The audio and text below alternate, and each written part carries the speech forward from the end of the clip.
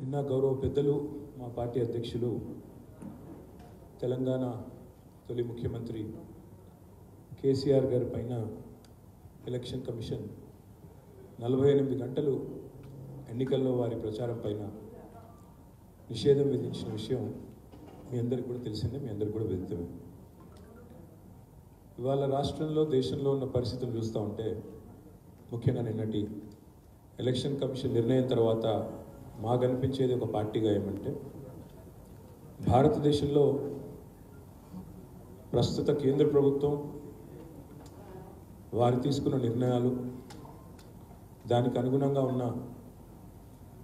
అనుగుణంగా జరిగిన అపాయింట్మెంట్లు స్వయం ప్రతిపత్తి కలిగిన సంస్థలను కూడా తమ గుప్పిట్లో పెట్టుకొని ఆటాడిస్తున్న వైనం మళ్ళీ ఒకసారి ప్రజల ముందు స్పష్టంగా బయటపడ్డది.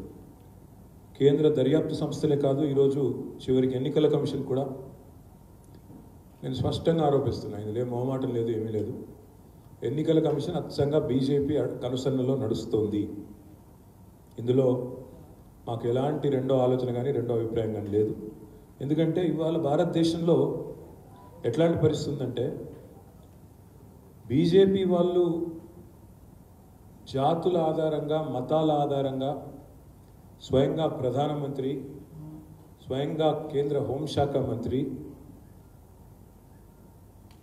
మత వైషమ్యాలు రెచ్చగొట్టే విధంగా మాట్లాడినా, మతాల పట్ల ఒకరి పట్ల ఒకరికి విద్వేషాన్ని రెచ్చగొట్టే విధంగా చాలా దారుణమైన వ్యాఖ్యలు చేసిన ప్రత్యర్థి పార్టీలను బీజేపీ వాళ్ళు బండబూతులు తిడుతున్నా, వాళ్ళ సోషల్ మీడియా అనేది ఇంకా దారుణం. బీజేపీ ఫర్ ఇండియా అని అఫీషియల్ వాళ్ళ ట్విట్టర్ హ్యాండిల్ ఉంటుంది.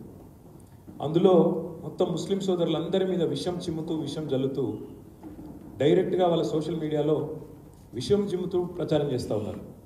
కానీ ఒక్కటంటే ఒక్క చర్య లేదు.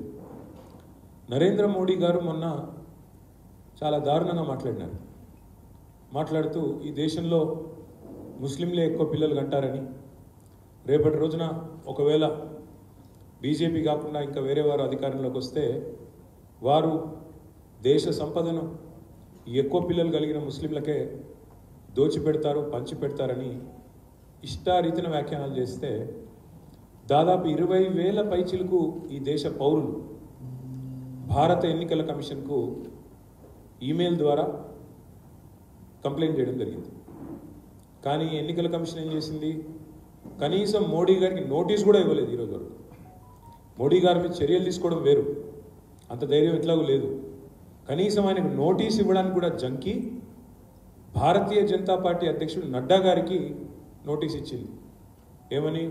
మోడీ గారి వ్యాఖ్యలకు నడ్డా గారు జవాబు ఇవ్వాలని చెప్పి ఒక తలాతోకాలేని నిర్ణయం ఎన్నికల కమిషన్ తీసుకుంది. ఎన్నికల్లో దేవుణ్ణి మతాన్ని ఇన్వోక్ చేయడం నేరం. ఇది కేంద్ర హోంశాఖ మంత్రి అమిత్ షా ఎన్నికల ప్రచారంలో శ్రీరాముడి బొమ్మ పట్టుకొని ప్రచారం చేస్తున్న వ్యక్తి ఎవరో కాదు, కేంద్రంలో ప్రస్తుతం ఉన్న హోంశాఖ మంత్రివర్యులు అమిత్ షా గారు. దీన్ని కూడా చాలామంది కంప్లైంట్ చేశారు. దేశంలో చాలామంది దీని విషయంలో కూడా చాలా గట్టిగా ఎన్నికల కమిషన్ ఎందుకు చర్యలు తీసుకోవట్లేదని చెప్పి నిలదీసినారు. దాని మీద కూడా ఈరోజు వరకు చర్య లేదు, కనీసం ఉలుకు లేదు, పలుకు లేదు. ఇది మరొక భారతీయ జనతా పార్టీ అభ్యర్థి అరుణ్ గోవిల్. ఈయన గతంలో టీవీలో రామాయణం అనే సీరియల్ వస్తే అందులో రాముడి పాత్రధారి. ఆయన కూడా శ్రీరాముడి పటం పట్టుకొని ప్రచారం చేసుకుంటున్న దృశ్యాలు. ఆయన మీద కూడా ఇంతవరకు ఒక చర్య కానీ కనీసం ఆయనకు ఒక నోటీస్ కానీ ఎన్నడూ లేదు. ఇది ఇంకా దారుణం. ఇది చూడండి, ఇది బీజేపీ ఫర్ ఇండియా వాళ్ళ అఫీషియల్ హ్యాండిల్, మొత్తం పార్టీ యొక్క అఫీషియల్ ట్విట్టర్ హ్యాండిల్. అందులో రాముడి ఫోటో పెట్టి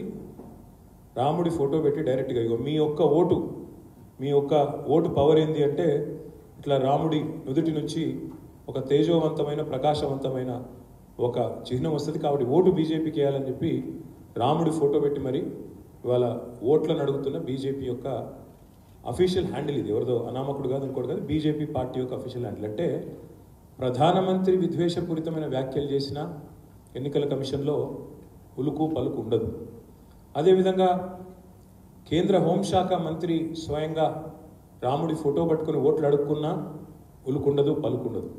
వాళ్ళ అభ్యర్థులు అదే విధంగా చేసినా ఉల్కు పలుకుండదు. మత విద్వేషాలను రెచ్చగొట్టే విధంగా, హిందువులను ముస్లింలను విభజించే విధంగా పార్టీ అఫీషియల్ హ్యాండిల్ నుంచి దాడి జరిగినా ఎన్నికల కమిషన్ మేల్కోదు. కానీ అదే కేసీఆర్ గారి విషయానికి వస్తే మాత్రం ఆగమేఘాల మీద ఒక నోటీస్ ఇచ్చినారు. నోటీస్ ఇచ్చిన తర్వాత మేము స్పందించి మా లాయర్లు, మా పార్టీ నాయకులు దానికి తగిన విధంగా మా లీగల్ సెల్ ప్రత్యుత్తరం ఇచ్చింది, జవాబు ఇచ్చింది. ఏ కారణం చేత కేసీఆర్ గారు సిరిసిల్లకు వచ్చారు. ఈ మధ్యకాలంలో ఎండిన పంటల పరిశీలనకు కరీంనగర్ జిల్లాకు వచ్చి చివరిలో సిరిసిల్లలో ఒక ప్రెస్ మీట్ పెట్టినారు. ఏమన్నారు ఆ ప్రెస్ మీట్లో? ఎండిన పంటలు చూసిన తర్వాత, రైతుల ఆర్తనాదాలు విన్న తర్వాత కాంగ్రెస్ పార్టీకి, ఈ ప్రభుత్వానికి బుద్ధి లేదు. వీళ్ళు ఇది కాలం తెచ్చిన కరువు కాదు, ఇది కాంగ్రెస్ తెచ్చిన కరువు, నీళ్లుండి ఇవ్వలేని అసమర్థులు, అశక్తులు అనే మాట కొంత పరుషంగా చెప్పినారు. అదేవిధంగా సిరిసిల్ల పట్టణంలో, సిరిసిల్ల నియోజకవర్గంలో నేతన్నలు మాకు బతుకమ్మ చీరల ఆర్డర్లు ఇవ్వండి, మా బతుకును కాపాడండి, మళ్ళీ ఆత్మహత్యలు మళ్ళీ స్టార్ట్ అయినాయని చెప్పి వచ్చి కేసీఆర్ గారికి ఆ ప్రెస్ మీట్ ముందే మొరబెట్టుకున్నారు.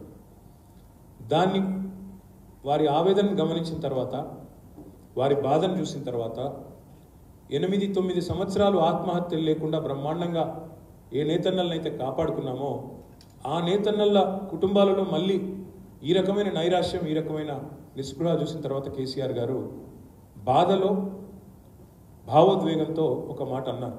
ఏమన్నారు? నిరోధులు పాపడాలు అమ్ముకోండి అని ఒక దుర్మార్గుడు ఇక్కడ మాట్లాడుతున్నాడు కాంగ్రెస్ నాయకుడు నేతన్నల్ని. ఇది గుండెలంటూ ఒక పరుషంగా ఒక మాట మాట్లాడారు. అంటే ఇన్ని మాటలు, ఈ ఒక్క మాట మాట్లాడితేనేమో ఇవాళ కేసీఆర్ గారి గొంతు నొక్కి 4 కోట్ల ప్రజల తరపున, రాష్ట్రంలోని నేతన్నల తరపున, రైతన్నల తరపున మాట్లాడిన ఆయననేమో వెంటనే 48 గంటల నిషేధం. అదే మరి ఈ రాష్ట్ర ముఖ్యమంత్రి రేవంత్ రెడ్డి, ఆయన మీద మేము ఇప్పటికీ 8 కంప్లైంట్లు ఇచ్చినాం. 1 కాదు 2 కాదు, మా పార్టీ తరఫున ఎన్నికల సంఘానికి 8 కంప్లైంట్లు ఇచ్చినా. ఇప్పుడు నేను చూపెడతాను మీకు ఏమేమి కంప్లైంట్లు ఇచ్చామో, ఆయన ఏమేమి మాట్లాడినాడో కూడా చెప్తాను. 10 ఏప్రిల్ నాడు రేవంత్ రెడ్డి మాట్లాడిన మాటలు చాలా చాలా దారుణంగా, తుక్కుగూడ అనే మరి సభలో మాట్లాడిన మాటలు ఒకసారి వినండి.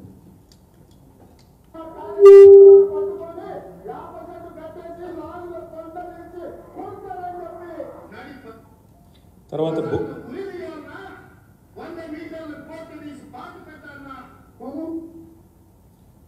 ఉరిదియాల, లాగులో తొండలు వదిలాల, ఇంకా ఇంకా ఉన్నాయి చాలా. ప్లే చేయండి వర్షం.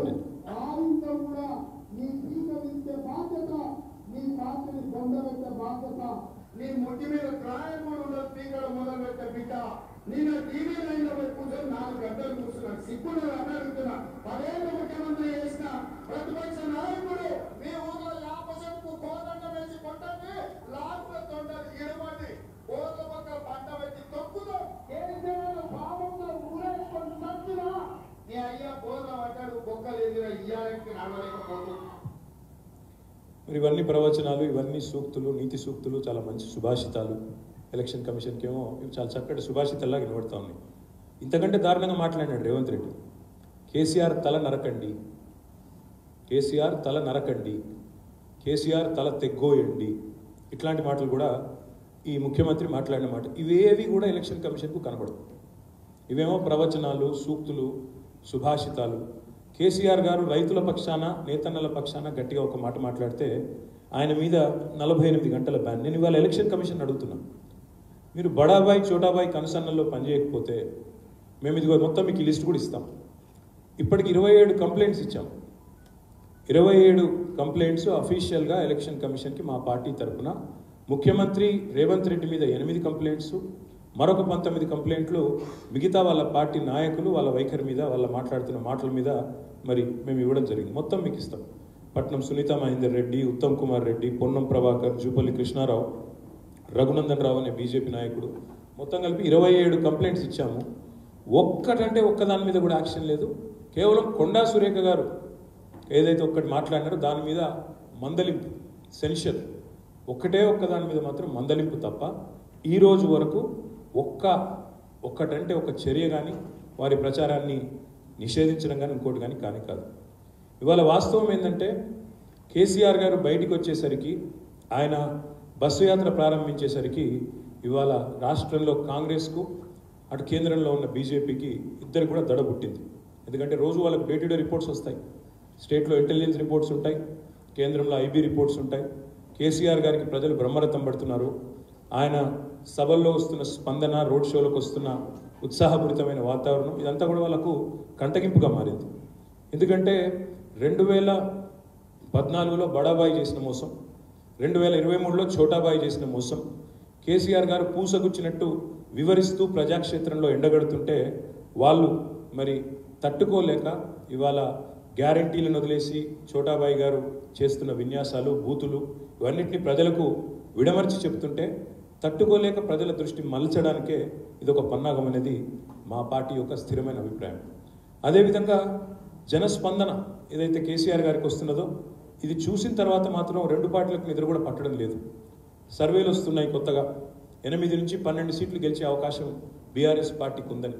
నిన్న మొన్నటి దాకా వీళ్ళిద్దరు ఎగిరెగిరి పడ్డారు, మేము ఒక్క సీటు కూడా గెలవనివ్వం కేసీఆర్ గారిని. కానీ ఎప్పుడైతే కేసీఆర్ గారు బస్సు యాత్ర ప్రారంభమైందో మరి అప్పటి నుంచి వీళ్ళిద్దరిలో కూడా కలవరం ప్రారంభమై బడాబాయి ఛోటాబాయి ఇద్దరు బదులుకొని, ఇద్దరు కూడబలుకొని ఇవాళ ఎన్నికల వేళ బీఆర్ఎస్ని, మా నాయకుడు కేసీఆర్ గారిని ప్రజల దగ్గరికి వెళ్లకుండా 48 గంటలు ఆపాలనే ప్రయత్నం ఏదైతే చేసినారో ఇది పూర్తిగా అప్రజాస్వామికమైన చర్య.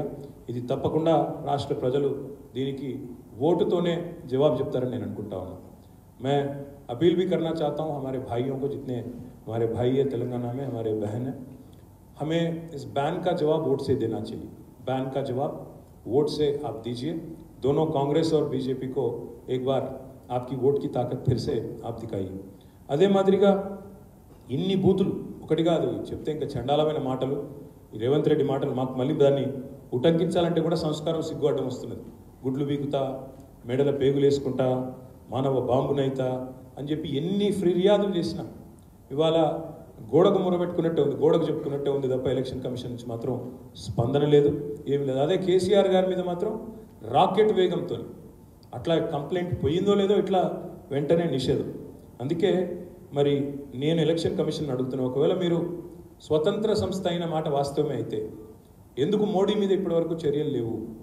ఎందుకు మోడీ గారికి నోటీస్ ఇవ్వాలంటే కూడా మీరు ఇంత వణికి చచ్చిపోతున్నారు? ఎందుకు నడ్డా గారికి ఇవ్వాల్సి వస్తున్నది?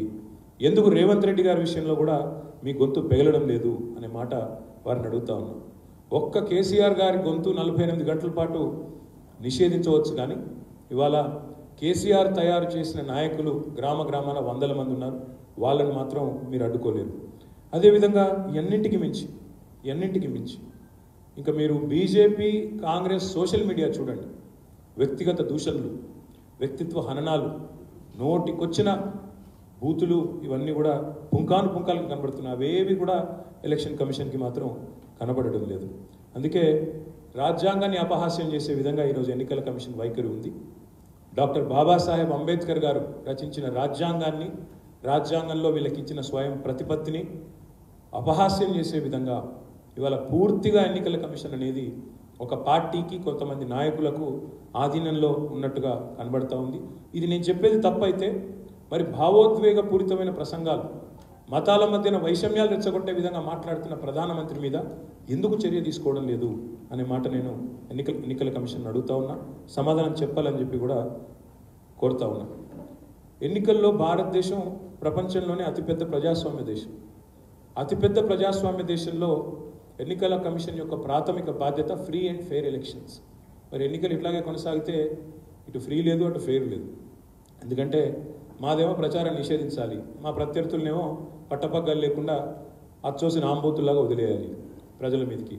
మరి ఇంకోవైపు ఏమో ఫెయిర్ ఎలక్షన్ అంటే ఇది ఏ రకమైన న్యాయం, ఏ రకమైన పారదర్శకమైన ఎన్నిక అవుతుందో తప్పకుండా ప్రజలు కూడా ఆలోచించాలని చెప్పి నేను విజ్ఞప్తి చేస్తా ఉన్నాను. ఈ 48 గంటల బ్యాన్తో మీరు కేసీఆర్ గారిని తాత్కాలికంగా 48 గంటల పాటు ఆపగలరేమో, కానీ దీనివల్ల మీరు చేయగలిగింది కూడా ఏం లేదు. అందుకే నేను రాష్ట్ర ప్రజలకు కూడా చేసే విజ్ఞప్తి, వీళ్ళ అరాచకాలకు, వీళ్ళ అధీనంలో పనిచేస్తున్న ఏజెన్సీల అరాచకాలకు అడ్డుకట్ట వేయాలంటే తప్పకుండా इस बैन का जवाब वोट से दीजिए और बीआरएस को अच्छी तादाद से जिताई। ఇంకొక అరాచకమైన ఇంకొక అంశం కూడా మీ దృష్టికి నేను తీసుకొని రాబోతా ఉన్నా. మొన్న మార్చ్ 18 నాడు ఉస్మానియా యూనివర్సిటీలో ఒక రొటీన్గా జరిగే కార్యక్రమం, నార్మల్ కోర్సులో ఎండాకాలం వచ్చినప్పుడు చీఫ్ వార్డెన్ ఒక ఆయన ఉస్మానియా యూనివర్సిటీలో ఉన్నారు. ఆయన ఒక నోటీస్ ఇష్యూ చేసినారు. అందులో ఏం చెప్పారంటే స్పష్టంగా, నెల రోజుల పాటు హాస్టల్స్ అన్నీ మూసేస్తున్నాము, మెస్సులు కూడా మూసేస్తున్నాము, ఎందుకంటే తీవ్రమైన మంచినీటి కొరత, విద్యుత్ సమస్య ఉంది, కాబట్టి విద్యార్థులు సహకరించండి, మీరు హాస్టళ్ళు ఖాళీ చేయండి అంటూ మరి ఒక నోటీస్ ఇవ్వడం జరిగింది. దీనిని వ్యతిరేకిస్తూ, this was on 18th March, మొత్తం మీకు ఇస్తాను డీటెయిల్స్, మీరు చూసుకోవచ్చు. I will furnish copies to all of you. దీన్ని వ్యతిరేకిస్తూ విద్యార్థులు, విద్యార్థినులు, అమ్మాయిలు, అబ్బాయిలు అందరూ కూడా అక్కడ ఉస్మానియా యూనివర్సిటీలో ఉద్యమించారు, బయటకు వచ్చినారు, తమ గళాన్ని బలంగా వినిపించారు. మేము ఇక్కడే ఉండి పోటీ పరీక్షలకు ప్రిపేర్ అయ్యే వాళ్ళు ఉన్నాం, ఇంకా చాలామంది ఇక్కడే ఉండి పరీక్షలకు ప్రిపేర్ అయ్యే వాళ్ళం కూడా ఉన్నాం, మేము ఎక్కడికి పోము, మేము ధర్నా చేస్తున్నాము, మేము దీన్ని ఎట్టి పరిస్థితుల్లో కూడా ఆమోదించమని చెప్పి 18 మార్చి నాడు సర్క్యులర్ విడుదలైతే, మరి ఆ సర్క్యులరు ఇది చీఫ్ వార్డెన్ పేరిట ఇష్యూ అయింది. ఇది మీరు చూడవచ్చు 18 నాడు. ఈ సర్క్యులర్లో చాలా స్పష్టంగా ఏం చెప్పారంటే, due to severe summer there is shortage of water and electricity in the hostels, all the boarders are requested to kindly cooperate in this regard. ఇది చీఫ్ వార్డెన్ ఉస్మానియా విశ్వవిద్యాలయం నుంచి ఒక నోటీసు 18 మార్చి నాడు ఇచ్చారు. దీన్ని నిరసిస్తూ పిల్లలు ధర్నాలకు దిగిన తర్వాత దాదాపు 11 రోజుల తర్వాత మా పార్టీ అధ్యక్షులు పెద్దలు కేసీఆర్ గారు, ఎందుకంటే ఇదంతా కూడా మళ్ళీ వెలుగులోకి మీడియా ద్వారానే వచ్చింది, కేసీఆర్ గారు తన సోషల్ మీడియా అకౌంట్ ద్వారా, తన ట్విట్టర్ అకౌంట్ ద్వారా అదే సర్క్యులర్ని, ఆ పిల్లల ఆందోళనని ట్యాగ్ చేస్తూ ఉస్మానియాలో కూడా మరి తీవ్రమైన మంచినీటి కొరత ఉంది, తీవ్రమైన విద్యుత్ కొరత ఉంది, అందుకే హాస్టల్ మూసేసినారని చెప్పి సర్క్యులర్ని జత చేసి ఆ పిల్లల ఆందోళన ఫోటో కూడా పెట్టి ఈ రకంగా జరుగుతున్నది. దీన్ని బట్టి అర్థమయ్యేది ఏంటంటే, ముఖ్యమంత్రి, ఉప ముఖ్యమంత్రి ప్రజల్ని తప్పుదోవ పట్టిస్తున్నారు అనేది మళ్ళొకసారి తేటతెల్లమయ్యింది. ఈ రాష్ట్రంలో ఒక అసమర్థ ప్రభుత్వం ఉంది, వీళ్ళు కనీసం మంచినీళ్ళు ఇవ్వలేకపోతున్నారు, కనీసం కరెంటు కూడా ఇవ్వలేకపోతున్నారు అంటూ కేసీఆర్ గారు మండిపడ్డారు. కాగానే వెంటనే ఒక సెకండ్ కూడా ఆలస్యం చేయకుండా కేసీఆర్ గారి ట్వీట్ వచ్చింది 3:46 ఆ రోజు 29 నాడు. రాగానే పాపం ఆ వార్డెన్ గారి మీద ఒక షోకాజ్ నోటీసు, చాలా విచిత్రమైన షోకాజ్ నోటీసు ఎక్కడి నుంచి వచ్చిందంటే, ఆఫీస్ ఆఫ్ ద చీఫ్ వార్డెన్కి ఎక్కడి నుంచి పోయినారంటే రిజిస్ట్రార్ నుంచి చీఫ్ వార్డెన్కి నోటీస్ పంపారు. ఏమని, as such there is no shortage that exist within university premises అని చెప్పి ఒక నోటీసు వెంటనే ఇచ్చారు. అదే రోజు 29 నాడు అటు కేసీఆర్ గారు పెట్టడం ఆలస్యం, 3:46 ఆగమేఘాల మీద పయనించి ఎవరు ఆదేశిస్తే ఉస్మానియా చీఫ్ వార్డెన్కి పాపం రిజిస్ట్రార్ నుంచి ఎందుకు ఇచ్చినావు నువ్వు నోటీస్ అని చెప్పి క్లారిఫికేషన్ ఇవ్వండి అని చెప్పి రిజిస్ట్రార్ నుంచి ఒక నోటీస్ ఇచ్చారు. ప్యారలల్గా ఏం చేసినారు, ఇంకా విచిత్రంగా SPDCL అక్కడి నుంచి ఇంకొక నోటీస్ పాపం. కానీ వీళ్ళు ఎంత అజ్ఞానులు అంటే, ఈ ప్రభుత్వాన్ని నడుపుతున్న వాళ్ళు, ఉస్మానియాకి వీసీ ఉంటాడు, వీసీ అంటే వైస్ ఛాన్సలర్, వైస్ చైర్మన్ కాదు. ఈ ప్రభుత్వాన్ని నడుపుతున్న వాళ్ళకి ఆ తెలివితేటలు కూడా లేవు పాపం. అందుకే SPDCL నుంచి ఇచ్చిన నోటీసులో వైస్ చైర్మన్ అని రాశారు. వైస్ చైర్మన్ ఉస్మానియా యూనివర్సిటీ, మీ తెలివితేటలు ఉన్న వాళ్ళు నడుపుతున్నారు ఈ రాష్ట్రాన్ని. అందులో ఏమడిగినారంటే, అసలు మీరు చాలా మిస్గైడ్ చేశారు పబ్లిక్ని వైస్ చైర్మన్ గారు అంటూ రాసినారు. రాసి మీరు వెంటనే దీని మీద క్లారిఫికేషన్ ఇవ్వాలా, అసలు ఎలాంటి విద్యుత్ కొరత లేదు అని చెప్పి SPDCL నుంచి ఒక నోటీస్, అదేవిధంగా రిజిస్ట్రార్ నుంచి మరొక నోటీస్. ఇది అయిపోగానే లేదు, ఇచ్చింది వైస్ ఛాన్సలర్ కాదు, రిజిస్ట్రార్ ఇచ్చారు. ఆ తర్వాత తెల్లారి ముఖ్యమంత్రి రేవంత్ రెడ్డి, SPDCL నోటీస్ పోతుంది, వెంటనే రిజిస్ట్రార్ నుంచి ఉస్మానియా యూనివర్సిటీ నుంచి పోతుంది. ఇక తెల్లారి రేవంత్ రెడ్డి గారు రంగంలోకి దిగి కేసీఆర్ని చూస్తే మళ్ళీ గోబెల్ పుట్టింది అనిపిస్తుంది. 2023 మేలో కూడా కేసీఆర్ ముఖ్యమంత్రి ఉన్నప్పుడు ఆ రోజు కూడా ఇట్లాగే నోటీస్ ఇచ్చిండ్రు, అందులో కూడా విద్యుత్తు నీతి కొరతల గురించి ప్రస్తావించిండ్రు అనుకుంటా. ఆయన ఒక ట్విట్టర్లో ఒకటి పెట్టారు, ఏమని, ఆ రోజు అప్పటి నోటీసులు అంటే కేసీఆర్ గారు ఈ రోజు నోటీసు ఏదైతే ఉస్మానియా చీఫ్ వార్డెన్ ఇచ్చారో దాన్ని పెడితే దానికి కౌంటర్గా రేవంత్ రెడ్డి గారు పాపం ఆయన ఒక నోటీస్ పెట్టి ఇరుక్కొని పోయాడు. ఇది ఆయన పెట్టిన నోటీస్. రేవంత్ రెడ్డి ఆయన ట్విట్టర్ హ్యాండిల్లో పెట్టింది ఈ నోటీస్. మళ్ళీ ఎవరు పెద్ద చూపెడతాం. ఇది ఆయన పెట్టిన నోటీస్ రేవంత్ రెడ్డి. ఇందులో ఏం రాస్తారంటే మెసేజ్ విల్ బి క్లోజ్డ్ అని రాసి అందులో పైన సమ్మర్ వెకేషన్ డిక్లేర్ చేశారు. There is also acute shortage of water and electricity in the university hostel in message 12/5/23 అని చెప్పి ఒక డాక్యుమెంట్ పెట్టారు. పెట్టంగానే ఏం జరిగిందంటే మాకు 100 మెసేజ్లు వచ్చినాయి. ముఖ్యమంత్రి పెట్టిన document fake document, forge document, ఫర్జీ డాక్యుమెంటు, ముఖ్యమంత్రి స్వయంగా అత్యున్నతమైన పదవిలో ఉంటూ ఒక ఫోర్జ్ డాక్యుమెంట్ను ప్లే చేయడం అనేది అన్యాయం అని చెప్పి మీరు అక్కడ స్క్రీన్ మీద కూడా చూడొచ్చు. ఫేక్ డాక్యుమెంట్ ఏది, ఒరిజినల్ డాక్యుమెంట్ ఏది అది పంపుతూ మాకు ఉస్మానియా విద్యార్థుల నుంచే 100 మెసేజ్లు వచ్చినాయి. ఎక్కడొచ్చింది మరి, ఎక్కడి నుంచి వచ్చింది ఈ ఫేక్ వర్సెస్ ఒరిజినల్ అంటే మీకు ఒక విషయం ఇది కూడా చెప్పాలి నేను. జనరల్గా ఏమవుతుందంటే ఈ నోటీసులు వచ్చిన ప్రతిసారి ఎప్పుడైనా సరే వెంటనే ఉస్మానియా స్టూడెంట్ గ్రూప్స్ ఉంటాయి, వాట్సాప్ గ్రూప్. ఆ వాట్సాప్ గ్రూప్లలో అది పెట్టేస్తారు. ఒకసారి అది నేను ప్లే చేస్తాను. ఇది చూడండి, ఇది వాట్సాప్ గ్రూప్ యొక్క చాట్. మీరు చూడవచ్చు. ఆ చాట్ యథాతథంగా మీకు ముంగడ పెడతాము. ఇది పోయిన సంవత్సరం, ఇది మొత్తం chat last 1 year 1.5 year chat. ఇది ఈ నెల మే నుంచి మొదలు పెడితే పోయిన నెల మే దాకా ఉంది. అందులో పోయిన సంవత్సరం మే 12 యొక్క స్క్రీన్ షాట్ మీకు నేను చూపెడతాను.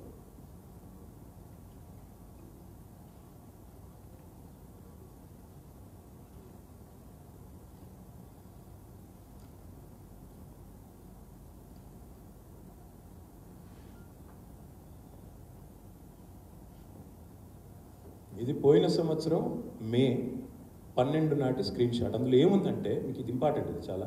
ఇందులో ఏముందని చెప్తాను. ఎంత దుర్మార్గం అంటే ఈ ముఖ్యమంత్రి స్వయంగా ఫేక్ డాక్యుమెంట్లు తయారు చేయడం అనేది ఎంత చండాలం అంటే ఈయన పెట్టిన దానిలోనేమో ఫేక్ డాక్యుమెంట్లో acute shortage of water and electricity in the university hostels and messes అని తయారు చేసి పెట్టినాడు.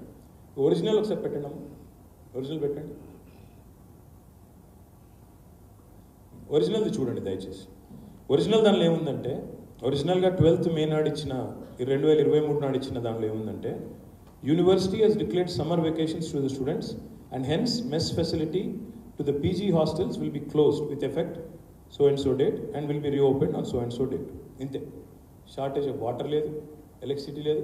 ఇది రేవంత్ రెడ్డి అనే ఒక పనికిమాలిన నాయకుడు ఆయన చేసిన ఫోర్జరీ, ఆయన చేసిన అరాచకం ఏంటంటే, ఒక ముఖ్యమంత్రి అయ్యుండి ఆయన తన పర్సనల్ ట్విట్టర్ ఖాతా నుండి ఇవాళ ఒక ఫేక్ డాక్యుమెంట్ను ఇవాళ పెట్టి మొత్తం రాష్ట్ర ప్రజల్ని తప్పుదోవ పట్టించే ఒక చిల్లర ప్రయత్నం ఒక చిల్లర నాయకుడు చేస్తూ ఉన్నాడు. చేయడమే కాకుండా ఇంకా దుర్మార్గం చెప్తాను నేను. ఇంకో రెండు ప్రూఫ్స్ ఇవన్నీ మీకు ఇస్తాను. ఇది Osmania university student group chat. అందులో కూడా ఈ ఒరిజినల్ ఉంది. రేవంత్ రెడ్డి ఫేక్ ఏదైతే ఫోర్జ్ చేసిందో అది ఉంది. దాంతోపాటు 2-3 గ్రూప్స్ ఇవి, ఒకటి కాదు. ఇది MCOM 4th సెమిస్టర్ గ్రూపు, ఇది OU కాలేజ్ స్టూడెంట్ క్లబ్. ఈ 2 గ్రూప్స్లో కూడా ఆనాటి యొక్క నోటీస్ ఉన్నది. ఇంకా దుర్మార్గం ఏంటంటే ఇవాళ రేవంత్ రెడ్డి ఏం చేస్తున్నాడంటే, మేము మొత్తం ఈ నోటీస్ రాగానే మాకు కూడా అనుమానం వచ్చింది. ఒక ముఖ్యమంత్రి అయ్యి ఉండి ఒక ఫేక్ డాక్యుమెంట్ ట్వీట్ చేస్తాడా, చేయడేమో అని చెప్పి బెనిఫిట్ ఆఫ్ డౌట్ ఇవ్వాలి. ఎంత కాంగ్రెస్ పార్టీ నాయకుడైనా, ఎంత చిల్లరగాడైనా కూడా ఇంత పని చేయడు అని చెప్పి అనుకొని మొత్తం OU విద్యార్థుల ఆ చాట్ ఏదైతే మాకు ఎవరైతే ఇచ్చినారో దాన్ని మొత్తం దాదాపు మా వాళ్ళందరూ కూర్చొని మొత్తం శాంతం పరిశీలించిన తర్వాత కూడా స్పష్టంగా ఏమొచ్చిందంటే, వీళ్ళు ఎంత దుర్మార్గం అంటే ఆఖరికి చీఫ్ వార్డెన్ అది ఉంటుంది చూడండి, దాని పేరు స్టాంప్, దాన్ని కూడా మార్చినారు ఆ డాక్యుమెంట్. చీఫ్ వార్డెన్ స్టాంప్ ఎట్లుంటుందంటే, ఒరిజినల్ ఫేక్ చూడండి, అది ఫేక్ తీయండి ఒకసారి, ఒరిజినల్ ఫేక్ ఉన్నది చూడండి.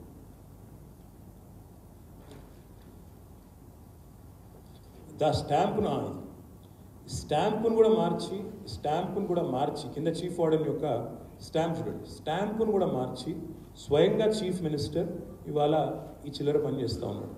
ఇదంతా కూడా మీకు ఇస్తాను నేను, దయచేసి మీరు ఎగ్జామిన్ చేయండి. And we are up. నాకు తెలుసు నేను ముఖ్యమంత్రి మీద ఆరోపణలు చేస్తున్నా. ఆ పెట్టింది కూడా వాట్సాప్ గ్రూప్లో ఎవరో కాదు. ఆ లెటర్ పెట్టింది ఎవరై అంటే డాక్టర్ A. ప్యాట్రిక్. ఈయనెవరు? PRO to the chief warden or vice chancellor. Vice chancellor PRO, ఆయన పేరు ప్రొఫెసర్ ప్యాట్రిక్. ఆయన గారు పెట్టినారు ఈ వాట్సాప్ చాట్లో ఈ యొక్క లెటర్. ఎంత ఎందుకు చెప్తున్నా అంటే, చేసిన ఫోర్జరీ ఏమో, చేసిన విధవ పనేమో ముఖ్యమంత్రి చేసాడు, కానీ అరెస్ట్ చేసిందేమో ఇవాళ ఒక విద్యార్థి నాయకుడు, మా సోషల్ మీడియా కన్వీనరు క్రిషాంక్. ఆయన ఏమో అరెస్ట్ చేసినారు, ఫోర్జ్డ్ డాక్యుమెంట్ తయారు చేసినాడు క్రిషాంక్ అని చెప్పి ఇవాళ ముఖ్యమంత్రిని నిందిస్తున్నాడు. ఆయన ముఖ్యమంత్రి గారు పెట్టింది తప్పు డాక్యుమెంట్ అని చెప్పి క్రిషాంక్ ఇట్లా ముఖ్యమంత్రిని అవమానిస్తున్నాడు అని చెప్పి ఆయన తీసుకుపోయి నేను అరెస్ట్ చేసినారు. అరెస్ట్ చేయడమే కాదు, 14 రోజుల రిమాండ్ కూడా జడ్జి గారు ఇచ్చినట్టుగా నేను ఇవాళ పొద్దున్నే వార్తల్లో చూసినాను. ఇప్పుడు నేను అడిగేది ఏమంటే, జైల్లో ఉండాల్సింది ఎవరు? ఫోర్జ్ డాక్యుమెంట్ చేసిన రేవంత్ రెడ్డా, లేదా ఆ ఫోర్జ్ డాక్యుమెంట్ చేసిండు, వెధవ పని చేసిండు, ప్రజల్ని తప్పుదోవ పట్టిస్తున్నాడు అని చెప్పిన క్రిషాంక? ఇది ఒక్కసారి తప్పకుండా మీరు ఆలోచించాలి, తెలంగాణ ప్రజలు కూడా ఆలోచించాలని చెప్పి నేను కోరుతా ఉన్నాను. ఇప్పుడు నేను చెప్పింది తప్పైతే, నేను చెప్పింది తప్పని ఒకవేళ రేవంత్ రెడ్డి కానీ ఉస్మానియా యూనివర్సిటీ వాళ్ళు కానీ రుజువు చేస్తే, ఇప్పుడు నేను పెట్టిన సర్క్యులర్లు కానీ ఈ డాక్యుమెంట్స్ కానీ ఆ వాట్సాప్ చాట్లు కానీ తప్పని రుజువు చేస్తే, నేను చెంచల్గూడ జైలుకి నేను కూడా పోవడానికి రెడీ. కానీ ఒకవేళ నేను పెట్టింది రైట్ అయితే అదే చెంచల్గూడ జైలుకి ముఖ్యమంత్రిని పంపాలని చెప్పి నేను డిమాండ్ చేస్తాను. ఆ జడ్జి గారిని కూడా నేను కోరుతా ఉన్నా, ఈ విధవ పని చేసినందుకు ముఖ్యమంత్రి అయినా సరే చట్టానికి అతిథులు కాదు. ఫోర్జరీ అనేది నేరం, ఫేక్ డాక్యుమెంట్లు తయారు చేయడం నేరం, ప్రజల్ని గుమ్రాహ చేయడం నేరం, ప్రజల్ని తప్పుదోవ పట్టించడం నేరం, ప్రజల్ని ఈ రకంగా కన్ఫ్యూజ్ చేయడం అంతకంటే దారుణం. కాబట్టి తప్పకుండా కఠినంగా చట్ట ప్రకారం చర్యలు తీసుకోవాలని చెప్పి కూడా మేము డిమాండ్ చేస్తూ ఉన్నాం. క్రిషాంక్ మీద ఏ కేసు అయితే ఈ ప్రభుత్వం పెట్టిందో నేను రాష్ట్ర ప్రభుత్వానికి డిమాండ్ చేస్తూ ఉన్నా, మీరు ఇప్పటికైనా తప్పు ఒప్పుకోండి. తప్పకుండా మేము కూడా జడ్జి గారి ముంగట కూడా ఈ ఆధారాన్ని పెడతాం. ఎట్లా ముఖ్యమంత్రి స్వయంగా తప్పుదోవ పట్టిస్తున్నాడో పెడతాం.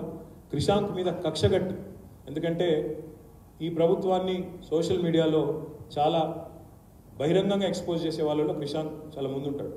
అందుకే క్రిషాంక్ మీద కక్ష కట్టి ఇవాళ ఉద్దేశపూర్వకంగా ఒక అక్రమ కేసు నమోదు చేసి జైల్లో పెట్టడం ఏదైతే ఉందో, ఇది తప్పకుండా అందరం కూడా ప్రజాస్వామికవాదులు అనే వాళ్ళందరూ కూడా ఖండించాల్సిందే. తప్పకుండా క్రిషాంక్ను వెంటనే బేషరతుగా విడుదల చేయాలని చెప్పి కూడా నేను డిమాండ్ చేస్తా ఉన్నాను. ఈ నకిలీ సర్క్యులర్ తయారు చేసిన ఈ ముఖ్యమంత్రి మీద వెంటనే కేసు పెట్టాలి. దాంతోపాటు ఉల్టా చోర్ కొత్వాల్ కూడా అంటే అన్నట్టు ఇలా ఏదైతే వీళ్ళ వైఖరి ఉందో తప్పకుండా వారి మీద చర్యలు తీసుకోవాలని చెప్పి కూడా నేను డిమాండ్ చేస్తా ఉన్నాను. ఇవాళ క్రిషాంక్ని అరెస్ట్ చేయడం నిజంగా కూడా ఈ కేసులో ముఖ్యంగా దుర్మార్గమైన అరాచకమైన చర్య. దీన్ని మా పార్టీ తీవ్రంగా ఖండిస్తున్నది. మా లాయర్లు కూడా ఇప్పటికే జడ్జి గారి దగ్గర నిన్న రాత్రి పాపం దాదాపు 2 గంటల వరకు, ఉదయం 2 గంటల వరకు కూడా వాదనలు చేశారు. జడ్జి గారు మళ్ళీ ఈరోజు కూడా విన్నారు. మరి జడ్జి గారిని కూడా నేను కోరుతా ఉన్నా, ఇది ఒక అక్రమ కేసు, తప్పుడు కేసు, అక్రమంగా ఒక విద్యార్థి నాయకుడి మీద బనాయించి ఆయనని ఇబ్బంది పెడతా ఉన్నారు. అసలైన ఫేక్ సర్క్యులర్ తయారు చేసిన వాడేమో ముఖ్యమంత్రి పదవిలో ప్రచారం చేస్తూ ఉన్నాడు. కాబట్టి తప్పకుండా మీరు చర్య తీసుకోవాలని చెప్పి కూడా నేను కోరుతా ఉన్నాను. రేవంత్ రెడ్డి గారి మీద ఇప్పటికే కంప్లైంట్ కూడా ఇచ్చాం. మేము ఇవ్వడం కాదు, ఉస్మానియా విద్యార్థులే ఇచ్చారు. ఉస్మానియా విద్యార్థులే ఈ ఫేక్ సర్క్యులర్ తయారు చేసిన ముఖ్యమంత్రి మీద చర్య తీసుకోవాలని చెప్పి మరి వారు ఆల్రెడీ నిన్ననే కంప్లైంట్ ఇచ్చారు. ఇచ్చి మరి OUPSలో కంప్లైంట్ కూడా రేవంత్ రెడ్డి గారి మీద ఫోర్జరీ కేసు బుక్ చేయాలా, వెంటనే చర్య తీసుకోవాలని చెప్పి కూడా కంప్లైంట్ ఇచ్చారు. మేం కాదు, OU విద్యార్థులు ఇచ్చారు. దీని మీద కూడా రాష్ట్ర ప్రభుత్వానికి, ఎందుకంటే ఈరోజు పోలీసులు ఉన్నది ఎలక్షన్ కమిషన్ ఆధీనంలో, రాష్ట్ర ప్రభుత్వం ఆధీనంలో కాదు. ఎన్నికలు జరిగేటప్పుడు పోలీసు ఉండేది ఎలక్షన్ కమిషన్ ఆధీనంలో. సో ఎలక్షన్ కమిషన్ నిజంగానే స్వతంత్ర ప్రతిపత్తి కలిగిన సంస్థ అయితే, మీకు నిజంగానే స్వాతంత్రం ఉంటే వెంటనే ముఖ్యమంత్రి మీద ఈ ఫేక్ సర్క్యులర్ విషయంలో చర్య తీసుకోవాలని చెప్పి కూడా మేము డిమాండ్ చేస్తున్నాము.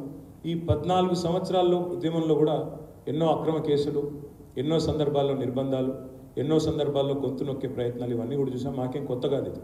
దీనికి క్రిషాంక్ భయపడడు, మేము భయపడం. న్యాయ వ్యవస్థ మీద మాకు నమ్మకం ఉంది. తప్పకుండా న్యాయం జరుగుతుంది.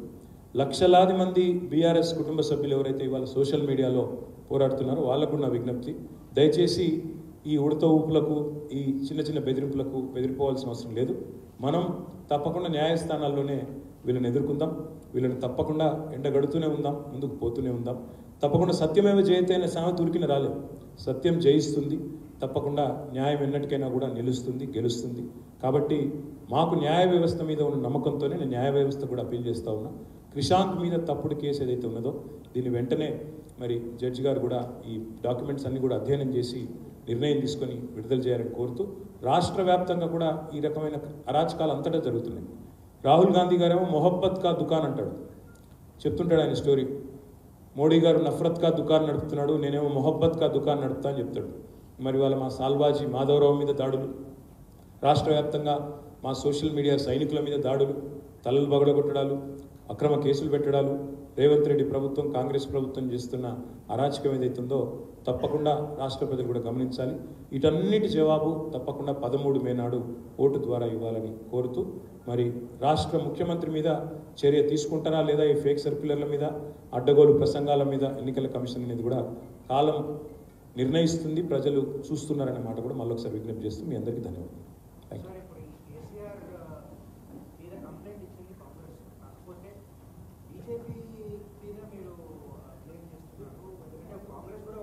కాంగ్రెస్ బీజేపీ వేరని మీరు అనుకుంటున్నారు, నేను అనుకోవట్లేదు. రెండో ఒకటే నేను అంటున్నాను. బడాబాయ్ చోటాబాయ్ ఇద్దరి యొక్క మరి ఆలోచనకు అనుగుణంగానే ఈసీఐ నడుస్తుంది నేను అంటున్నాను. ఏం నోటీస్ ఇచ్చారు? ఇవ్వని నోటీసులు ఇచ్చినట్టుగా అట్లా చిల్లర ప్రచారం చేసుకోవడం, దానికి మీడియా వంతబాడడం, అది మీ మీ మీ అవగాహన. దాన్ని నేను చేయగలిగింది కూడా లేదు. ఆయన ఇవ్వని నోటీస్ ఇచ్చినట్టు ప్రచారం చేసుకుంటాడు, బయట పోయి గొంతులు చించుకుంటాడు, అమిత్ షాను అరెస్ట్ చేస్తున్నాడని. షాడో ఫైటింగ్ అంటారు దీన్ని. నువ్వు కొట్టినట్టు చేయి, నేను ఏడిచినట్టు చేస్తా, ఇద్దరం యాక్టింగ్ చేసి ఇద్దరం లాభపడదామని ఒక చిల్లర ప్రయత్నం తప్ప ఇంకోటి కానే కాదు. 100% ఎలక్షన్ కమిషన్ కనుక స్వతంత్ర ప్రతిపత్తి కలిగిన సంస్థ అయితే మోడీ మీద చర్య తీసుకోవాలి, రేవంత్ రెడ్డి మీద చర్య తీసుకోవాలి. వాళ్ళకు స్వాతంత్రం అనేది ఉంటే, స్వతంత్ర ప్రతిపత్తి ఉంటే, వెన్నుముకుంటే తీసుకోమని డిమాండ్ చేస్తున్నా. తప్పే ఉంది. ప్రజాస్వామ్యంలో అడిగే హక్కు లేదా మాకు? అడగాలి కదా. Thank you. Yes ball.